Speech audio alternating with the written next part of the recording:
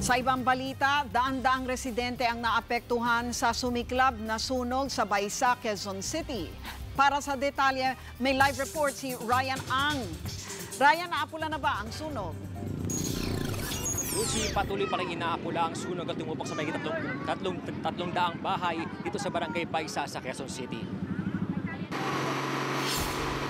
Malayo pa lang ay tanaw na makapal na usok mula sa sunog sa residential area sa Sitio Paho, Barangay Baysa sa Quezon City.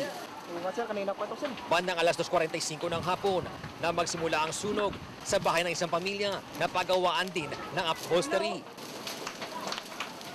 Mabilis kumalat ang apoy dahil gawas light materials sa mga bahay. Pero pahirapan ang pag-responde ng mga bumbero dahil sa makikipot na daan.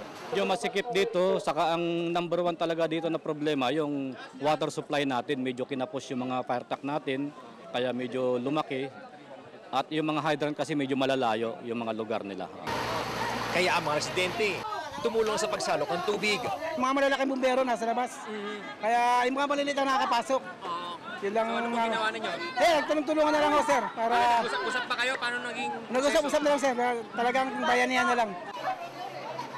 Ang iba, kanya-kanya ng salba ng mga gamit. Tinatayang aabot sa 600 pamilya ang nawalan ng tirahan dahil sa sunog. Lucy, alas 5:07 ng hapon na deklara ang fire under control ang sunog at inaalam pa naging salin nito. Tinatayang sa 3 bilyong piso ang halaga ng napinsala ng sunog. Samantala, pansamantalang kapalipas ng magdamag ang mga sunugang residente sa covered court na barangay. Lucy. Maraming salamat, Ryan Ang. Be sure to come back. Use 5 everywhere. Copyright 2016.